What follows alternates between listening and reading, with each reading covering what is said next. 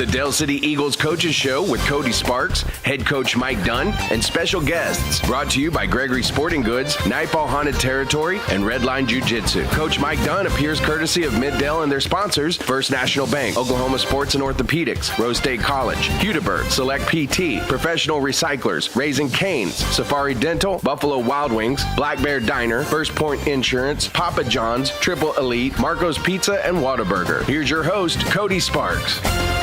Hello and welcome to the Dell City Eagles Coaches Show. I'm Cody Sparks, joined by head coach Mike Dunn, and we also are joined by Robert Jones, defensive coordinator here at Dell City for the football team. And guys, it is Ardmore week, but before we start talking the Tigers and the road trip tomorrow down there, we probably want to do a little Duncan recap. Yeah, and it was worth the price of admission for those who came out. 35-28 final, and it kind of came down to about the last 20, 30 seconds there before getting to go into the victory stance and the kneel down there. That was an exciting moment there. Yeah, best playing football. But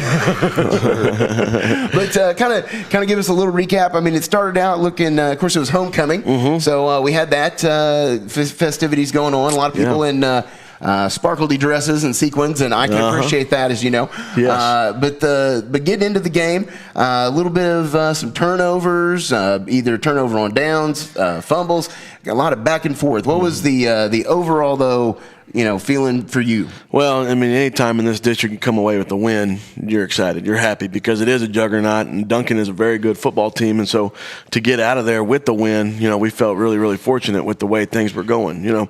Starting out, it looked like it would be one of them games we could have been up 21-0 in about the first 5 minutes of the game. We just missed on some opportunities. Some of that stuff we got to clean up as far as, we get down in the red zone, we have to put points on the board. We missed the field goal. We got stopped inside the 5 twice in the first half. Just those are things that we can't have happen. If we want to be the championship team we think we can be, we can't allow that to happen. So, we're focused on that in practice. But like I said, anytime that you get a win, especially the way we won with our kids coming back after being down in the fourth quarter. I mean, I think there's 3 lead changes there in the last 2.5 minutes. But, to take the lead and go up 27-21 on a big drive for our guys, and then to turn around in the very next play on offense or on defense, we give up a 65-yard touchdown run, and so it's one of those things where our kids didn't panic, coaches didn't panic, we didn't hang our head, we didn't have time. We had a minute left in the game to go score, and we went and made it happen. So, we went and got that big touchdown, got the 2-point conversion to go up 35-28, and then turned around, and they had a little bit of time left to run 2 plays, and we picked the ball off on second down and the super beast Jeff Foreman had another big game for us. He was our player of the week this week on our player of the week board that we have. We went ahead and went with Jeff. Yeah, big game both sides. I think that's a good decision. Yeah, this is pretty easy. He does covers a lot of ground out there. So he is certainly an exciting guy to watch. Now, you being the defensive coordinator and seeing an interception or something like that, you got to feel like, hey, had our guys in the right spot, or at least they made the play. Now, you had a lot of different looks to have to prepare for from Duncan. Yes, what was the main thing you wanted to concentrate on there? Well, we want to really focus on the 2-back formations where we can come out.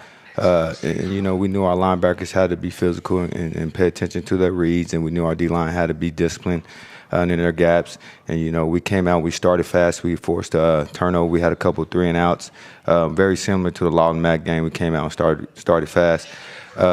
We only gave up 7 points, in the first half, similar to Lawton Mack, and we needed to focus on finishing, which we finished with an interception, but we need to really focus this week on not giving up those big plays in the second half.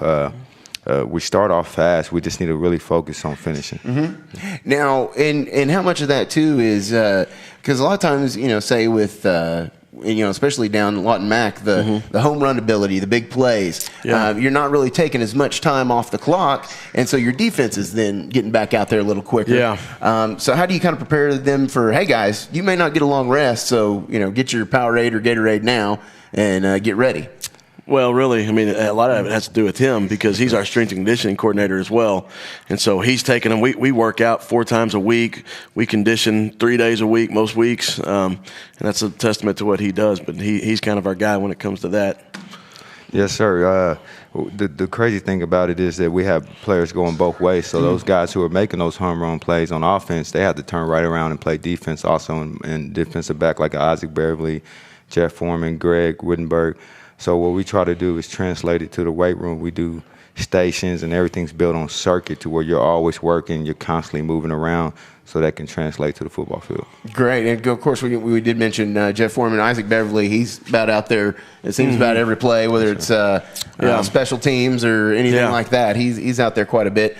And with that, you get I guess, obviously, these guys get a better feel of the game, being as they play offense and defense, and kind of get more experience in that way. Defensively, though, and we also want to mention Anthony Goodlow out there. Had a big game. And he was doing a lot of damage. But I understand a nice treat for him that he's decided where he's going to spend his next years. Yes, he got the Tulsa offer there right before the game on Friday. He got it around 2 o'clock, and they went and thought about it for a couple of days, he and his family. And that was one he was really looking for because he really loves the staff, loves the school, and he's an Oklahoma guy. He wants to be in Oklahoma. And so, that was a big deal for him. Mom, big deal for her. It's a Christian university. She wanted to make sure he was still in church, and that was a big, important thing for their decision. Family there. And Anthony's an awesome kid. So, we know that staff pretty well. Our time down in Texas, we got to know them very well, and I can't see a better place for him. I think it's a great fit, and it's a big testament to what he does. He's a hard worker, and you would never guess if you just came in and you watched every kid work, you would never guess that he was the one that already had the Division I offers, and he was the one that already had his college picture set because he doesn't take off. He doesn't look like a kid that's satisfied. You can tell he wants more for himself. So, big testament to him. He's a great kid, and he does really good things for us. Well, that is great. A big congratulations to you there, Anthony. That good feeling when anybody wants to say, "Hey, come play for us." Much less if they're going to, buy you a book or two. That helps. There you go. That's especially there in Tulsa. It's not cheap. No, and it's they've got nice facilities. They put some money into it, and Tulsa's a nice town and not far from home, and you get to play on TV a few times a year. So, hey, great exposure there. Sure. Some of the other things, of course, Ganther had a nice game. Had another good one. And whether throwing the ball, also on the ground, using his legs a little bit there. Yeah. Here in the last couple of weeks, how much development, or do you feel like he's taken that big, kind of step forward? Well, and it starts with his practice habits. He's been really good in practice as far as making the right reads and treating his mechanics like it is a game. That's one thing that he's really good about. He's really consistent with drops, with pointing his shoulders, with doing the things that he's taught as a quarterback. He does that in practice. He's not lazy in practice. No, he doesn't have bad habits really, and when he does, he'll fix it. He'll really study and he'll figure out what he's not doing right. And he also studies his opponent. I mean, he's a guy that's going to watch film. He's going to know what they're in coverage-wise. He's going to take the coaching. He's going to listen, pay attention. He knows the game plan. So the other night, again, just like against Lawton Mack, he made some great reads. There was a couple times where he could have been a little bit better with his ball security. There's one on the sideline there where he should have just chunked it out of bounds and nobody was open, and he left it inside where a kid almost had a chance to pick it off. But those are things he knows as a quarterback. You don't have to tell him. He knows. He knows what he needs to do.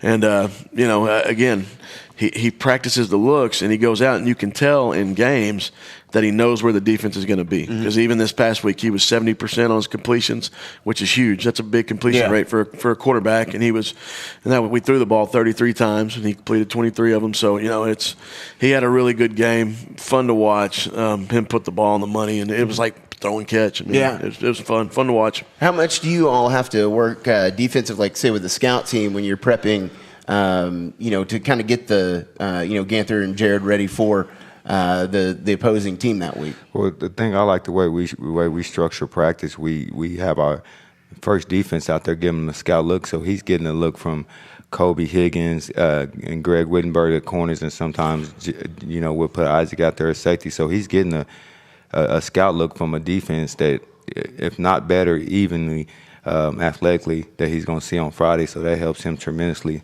And a lot of the football's a copycat type sport, so a lot of the coverages that he will see on Friday, we run, so our kids are giving him a great look at that.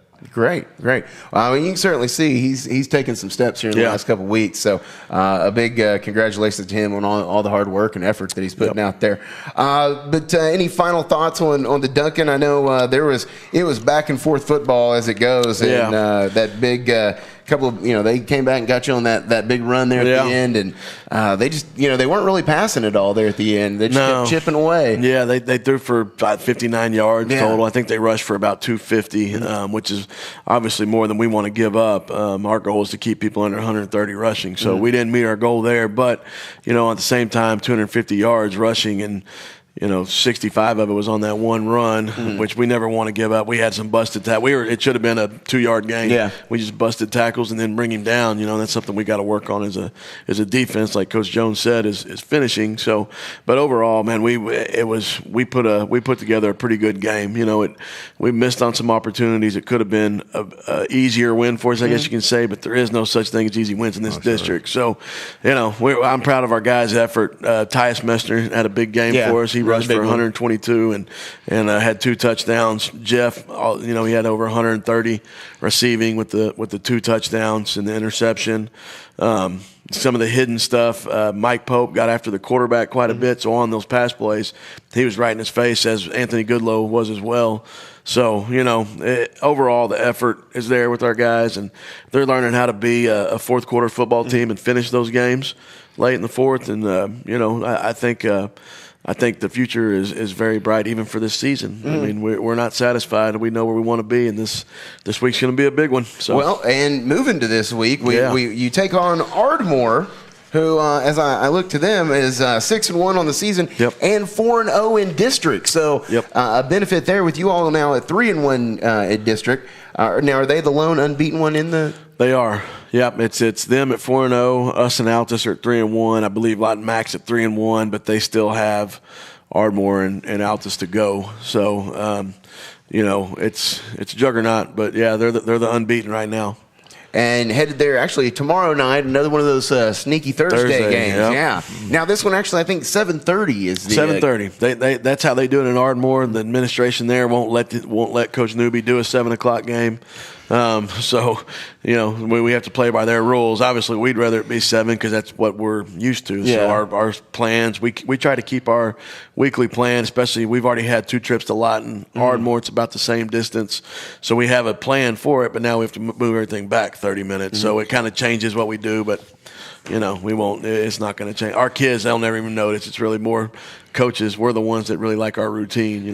Kids will adapt to anything. Well, and getting home 30 minutes later, you'll know. I know. An extra 30 minutes. Especially that next morning trying to wake up. We're old men. It used to be a lot easier 6-7 years ago, but old men. Man, there was that gap there where I didn't have to get up as early, and then I have my daughter now is getting up. I got to get up at like 5:45 to get up, get myself ready, and get her ready, and breakfast cooked. And I'm like, what happened? Yeah, nobody said this was in the. Life was easier once. Some of Ardmore's more recent works here. Looks like they took on Western Heights this last weekend. Got a hold of them around 47-7 or so. I think is what Max Prep showed.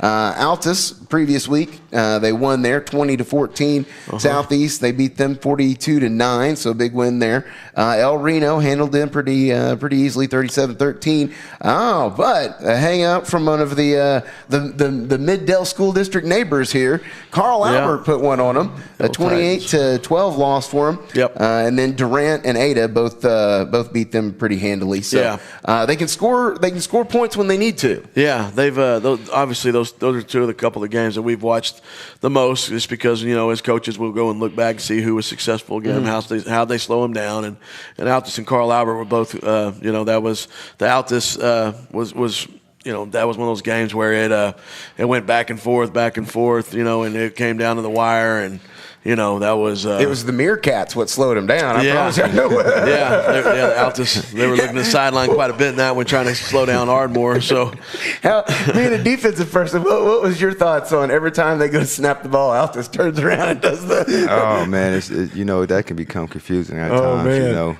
It's frustrating. It's like watching a watch go back and forth. You're just like, oh. Yeah, because they milk that clock. I mean, they get 25 seconds to run a play, and they're going to use all 25 seconds. Which is, as a guy now, I've always been more of a defensive guy, but as a guy that's really been involved in both sides, I kind of like it just because it limits their opportunities, other teams' opportunities. They kept our offense off the field, and we got a pretty explosive offense now, and they kept us off the field. You know, I mean, it gets you. And even sitting there trying to call the game, and you're sitting there, because you're about to say, okay, they're up to the line, and we're going to wait a little bit here. And all they're doing is they're just looking to see how you line up, and they see it, and then they say, okay, well, here's what we got. Man, it's like hitting a stoplight on Sooner Road. You're like, go. Yep. Oh, get you. We noticed, though, Ardmore, more so, seems like they like to run the ball, at least from what I've noticed. That's they're 90% run. I mean, it's going to be ground and pound. They're going to grind it out 3 yards in a cloud of dust. That's their style of football. And again, it's a good style because you limit opportunities for the other team's offense. So that's the thing. We have to be ready to go get every chance we get on the offense. We need to go drive the football. We need to end with scores. I would love to see that, but if anything, end with kicks. We've got a kicker now that can actually give us a chance. He's been good in practice. We got to get him better in the game and make sure that he's hitting those kicks when we put him out there, because he's hit 40-yard field goals in practice, and so we got to start doing a better job of that, especially in these big games where the opportunities might not be as much to end in the end zone. Yeah, sure. We need to at least end with the kick, whether it's a punt or a field goal opportunity or an extra point. That's what we talk to our kids all the time. Let's make sure we don't give them extra opportunities. Don't let them steal possessions from us by turnovers or turning the ball over on downs. We need to be able to finish with kicks. So that's going to be a big thing this week. Oh, you saw the power of the punter this last weekend with Texas. Oh, man. Goodness. Glad we had a guy who could boot it, because otherwise we're going to be in trouble. They're late. If they didn't get he did a good job flipping the field, because it could have been bad. Yes, sir. Now with the kind of the defensive matchup there against taking on a big run team, yes, sir. Your guys up front and filling the box, are you more likely to try to bring more people up there, or do you still have, what's your main concerns that you try to going into a game like this is very similar to Altus. I think you can't just go into the game having one plan. You need to have two plans just in case you get in a situation where they can, because they always have an answer. So you need to be ready to play a little bit of cat and mouse with them. You also have to be disciplined with your eyes, similar to how we were in Altus, and then you have to be fundamentally sound, getting off blocks, being able to tackle, and mentally getting ready for the type of physicality that's going to take. It's going to be 4 quarters where they're just pounding on you.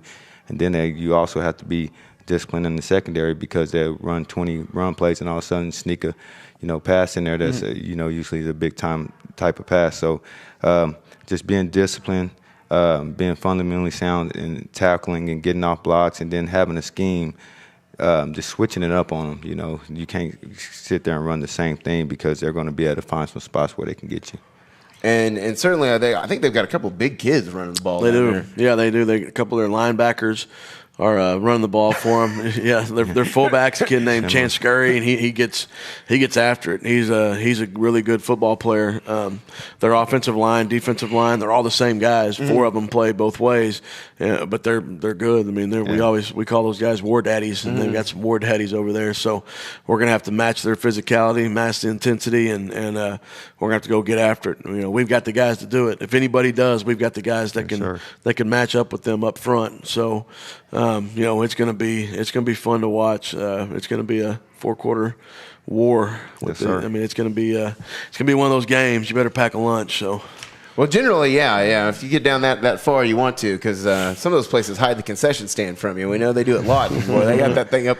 You got to hike 2 levels of stands just to get up there. Yeah. Any other thoughts about things going on in and around Del City right now? No, not that I can think of. We got all of our winter sports that are all gearing up. We got to do our media days this past weekend with basketball and wrestling. Coach Ruth out there, the Bullet, he's got about 30, 35 kids, and total. He'll have 15 coming from us over there at football, which is awesome. We love that our kids wrestle just because it makes them tougher. They understand leverage, and they understand going out competing. It's more of an individual sport.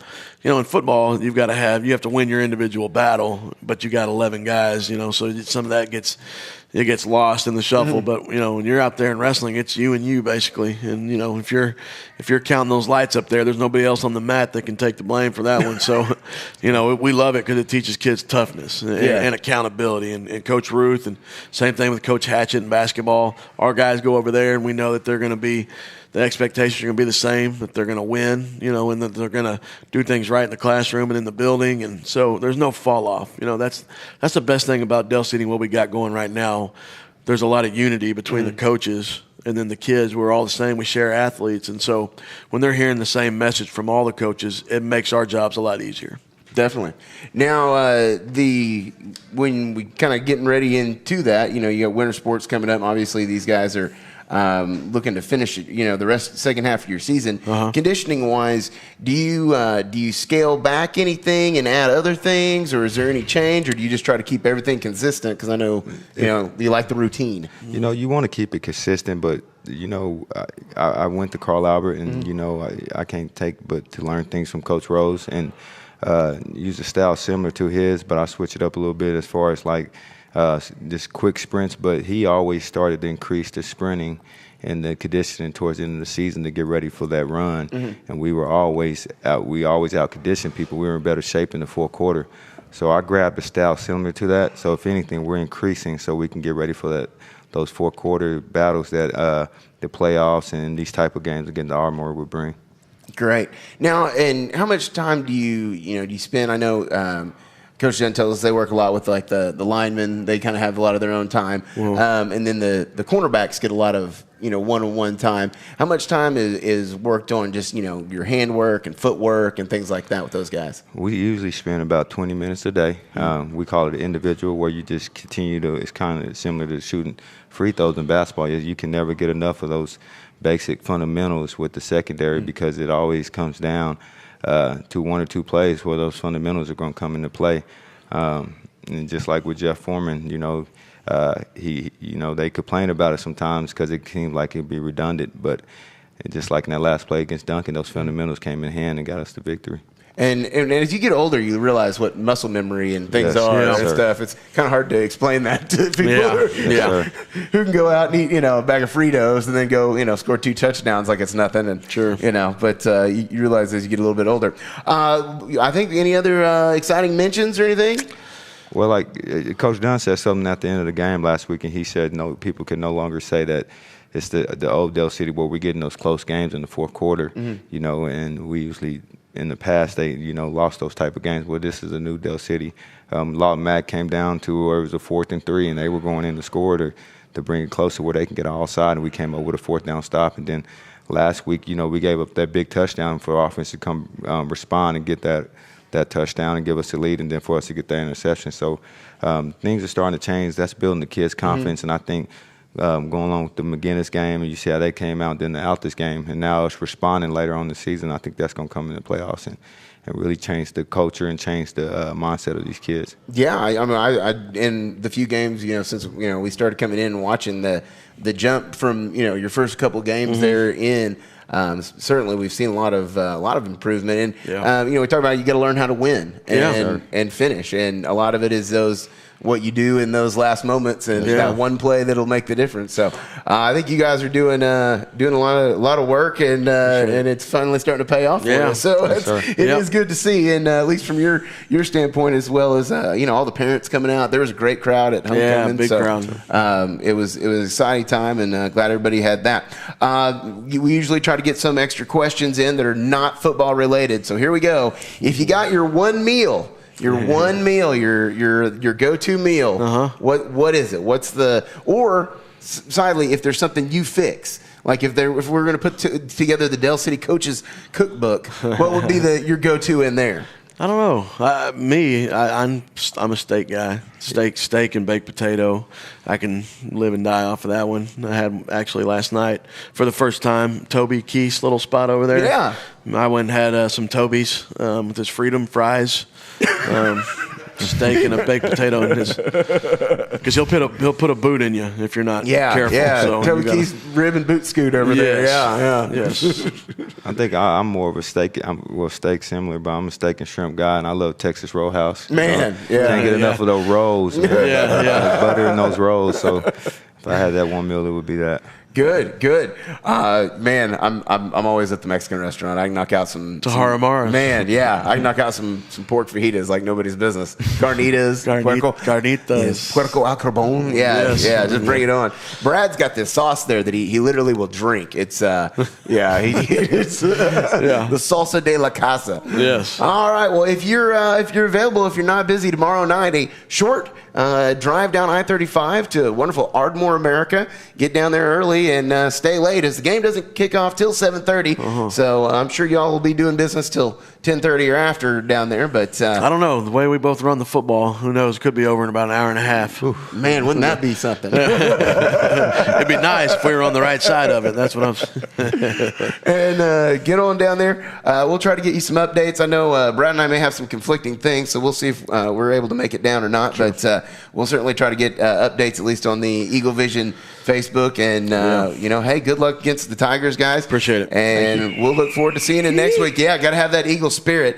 And other than that, we appreciate you, Coach Jones, for showing up and joining us, as well as you, Coach Dunn. And good luck in Ardmore. Till next time, thanks to the Dr. Brad Reed for running all the technicalities. Have yourself a wonderful afternoon, great day, and a better tomorrow. I'm Cody Sparks. The Del City Coaches Show is a DC Eagle Vision production. Get all the latest coaches shows and game broadcasts by subscribing to our YouTube page. Follow us on Twitter at DC Eagle Vision and like us on Facebook at Del City Eagle Vision.